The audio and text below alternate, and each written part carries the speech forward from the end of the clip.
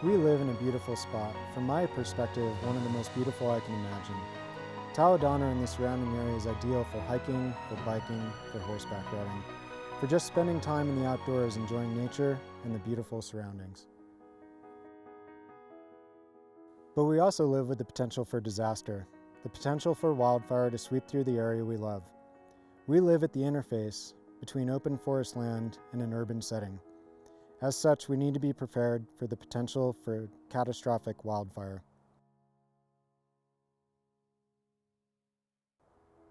I'm John Grumman. I'm the Director of Land Management for the Tawa Donna Association. We manage the forest for forest health, forest resiliency, and fire protection. We also manage the forest for world-class recreation, so that when our members are out, whether they're mountain biking, Nordic skiing, downhill skiing, riding a horse through the woods, they are moving through a managed forest, not a forest that's left to stand on its own. My perspective is how people really move through the forest and what they take away from their day in the forest.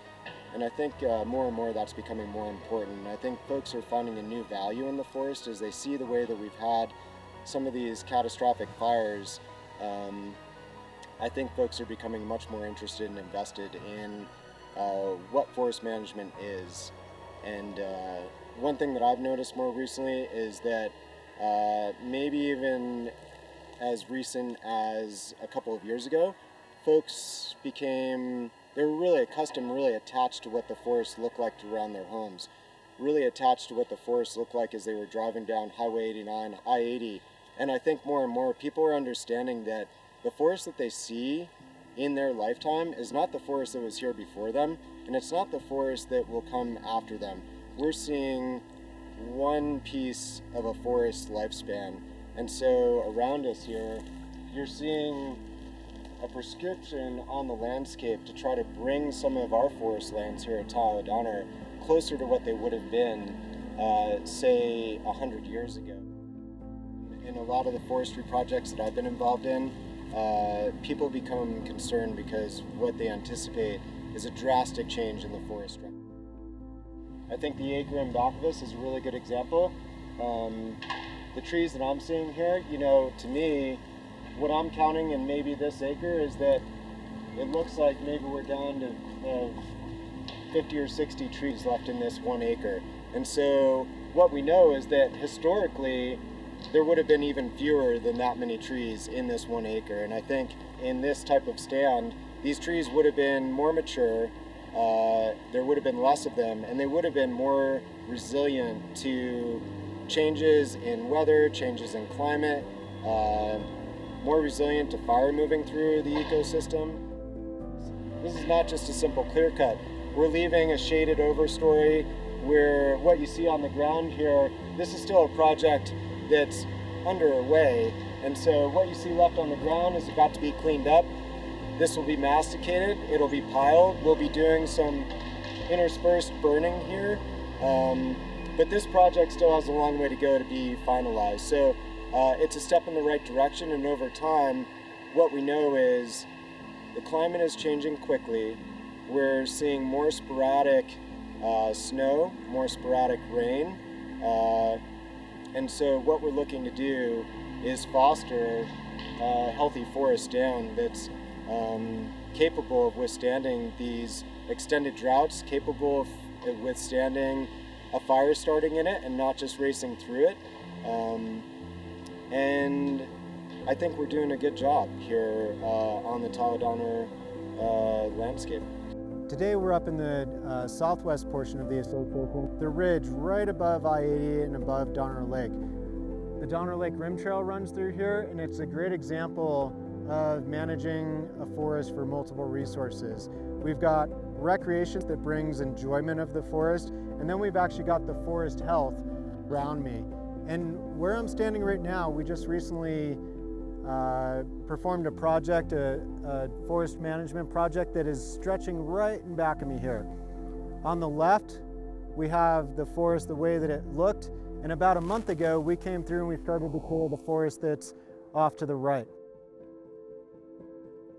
You can start to see that What you see off to the left is it has sticks and twigs that grow up into the understory of the small trees, and those smaller trees are growing up into the canopy of the larger trees. So we're looking at a forest that hasn't been managed in about 60 years. We're standing in the old Donner fire scar. And so what occurred here was a fast-moving fire that came from the southwest up over this steep hillside and came all the way through here and stretched all the way over into Verdi. So a very significant big fire, took out everything that was standing in front of it. And so the trees that I'm standing between here, the stumps, this is what the size class of tree that used to be here. What we have off to the left here is what regrew and what has not been managed. These are the trees that are growing up under the canopy of the tallest trees. And so as you look off into this forest, you can't see through it. It is connected from the ground up. That means that this forest structure, any ground fire that starts, anything that starts on the ground can move around on the ground and actually get moved up into the tree canopies. If we looked at the forest off to the right, we see that the ground fuels have been disconnected from the canopies of the trees. We've taken out all of the smaller trees in here, and what we've left are the medium-sized trees. We've limbed these trees off the ground 10 to 12 feet, so we've disconnected the twigs and just the light flashy fuels on the ground from the tree canopies that are up above. So if a fire came through here today, more than likely it would start down around Interstate 80 or on that area. It would come up the slope. There's very little the firefighter's going to be able to do at that time. They can't get the equipment on those steeper slopes. It's going to come up to the slopes. The firefighters are going to meet it up at the top, and with all the projects that we've done, eliminating the dense forest, eliminating the ground litter and brush fields, that should assist the firefighters in getting it put out once the topography changed. We prioritize these projects on our outer perimeters where we can. This is our focus. Those narrow strips of common area, yes. A lightning strike, yes. A rogue fire could occur in there. But what we know is I-80, the residences below us, the rental units below us down at Donner Lake, that is a much more likely scenario for a fire to start and come racing up this steep hillside that we have between I-80 and the association. So yes, the common areas are important, but we believe in our best professional judgment that these outer lying projects that pretty much ring Tahoe Donner, and that's where we're working with the U.S. Forest Service and the town of Truckee to create that ring, a halo project that decreases the likelihood of a start occurring down below us and racing up through the association the way that the Donner fire did.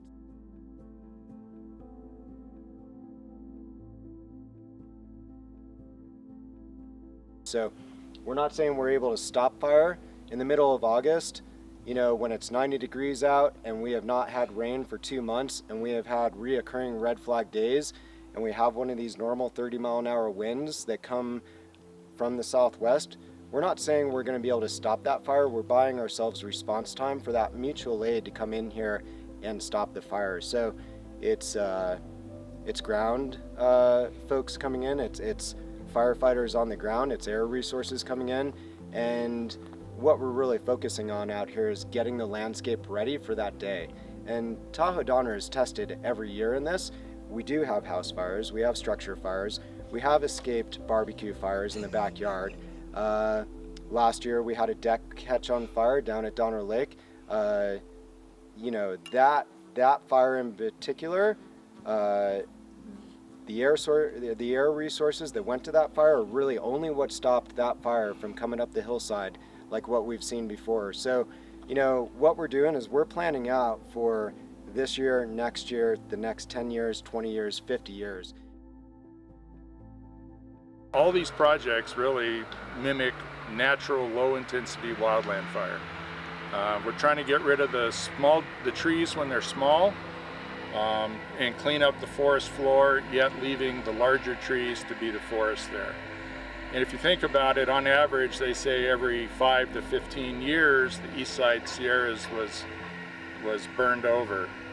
Again, a low intensity burn. And we're just trying to mimic what Mother Nature used to do for us.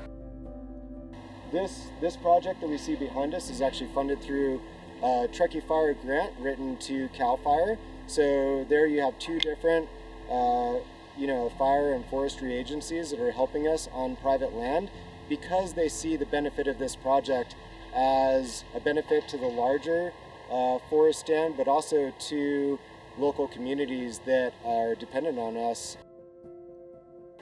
Tahoe-Donner is the southwest edge of the town of Truckee. So as we look at broad forest out there that's managed for forest, then we look at kind of individual homes and as they start to encroach into that forest, and then we look at what we call the WUI, the Wildland Urban Interface.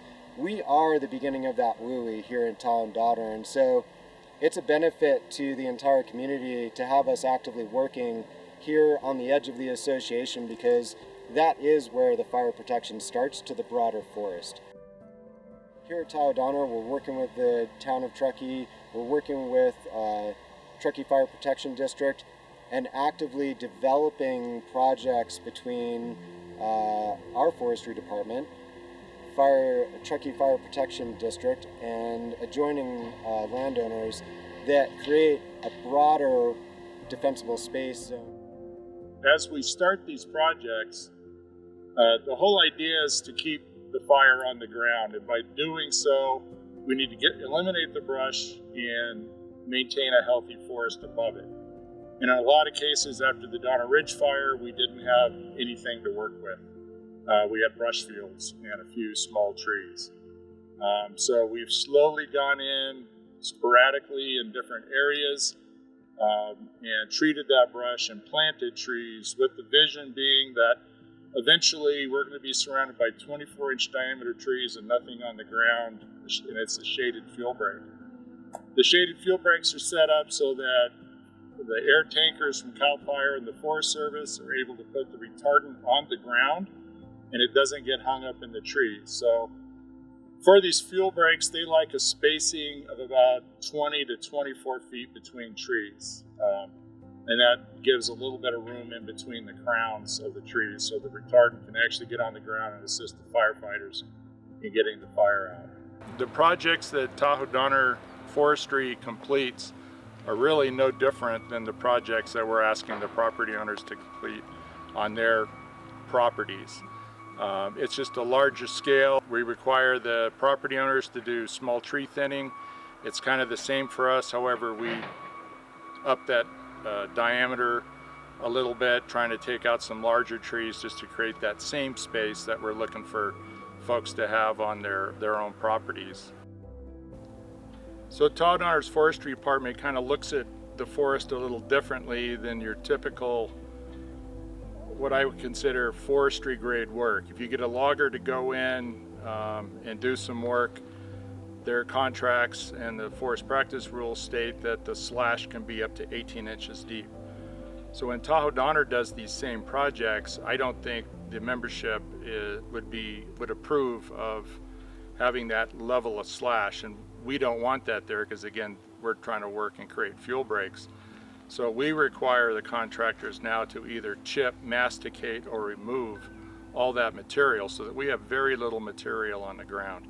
So there's a big difference in cost between forestry grade work and then the finished product of what we expect of our contractors here at Tahoe-Donner.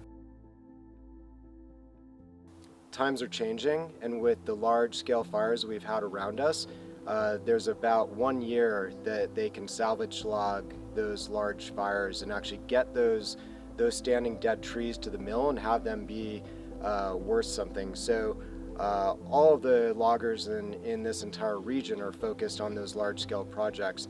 That means that we're not stopping. We're not saying, oh, well, we should wait. We're moving forward because we know that we need to manage our forest for recreational enjoyment and fire protection. So we're still doing our forestry projects, but what I can tell you is that the cost of these forestry projects have doubled over the last couple of years because the resources are contracted out to other projects. We are actively sending out requests for proposals and getting back responses from contractors that are approximately double what they may have been 5 years ago. We also manage our forest for different resources, and the main resource that is recreational enjoyment for the membership. And that means that when they walk through the forest, what we see in back of us, this is not what we are going to leave them to walk through. We are going to clean up this mess on the ground. This is also fuel loading that we're going to clean up for fire safety, and that requires a lot of diligence with the contractors. So all of that is an extra cost to do, what we commonly refer to as boutique forestry. We also need to get the membership ready to understand it's not one and done. What these guys have been doing, and because I've only been here a year, but each of these acres that we treat, we might come back and treat that same acre 5, 6, 7 times in that 75-year span to get it ready to be what we hope it is, to bring it back to a structure that is resilient against wildland fire. So if you walk through the ridge line near Bucknam Track, if you walk through a couple of these areas and you don't see vegetation on the ground, but you see large diameter trees that are, let's say, 100 feet tall, and we haven't recently been in there masticating, that's an effective shaded fuel break. That is where we've gone in and actively managed it, and it might have taken multiple entries, but over time, this is getting the forest structure that we manage ready to stand on its own, and hopefully decrease the amount of times we have to go in there and mechanically treat it. That's the ultimate goal. But when you own and manage 5,000 acres as an association, this is a massive investment. It's there for the enjoyment of all the membership, but it's also there to protect our outer rim of the association against wildland fire entering in. It allows us time to respond to any starts, whether that's lightning or human-caused fire. It buys us time to get in there and actually slow that fire down and stop it.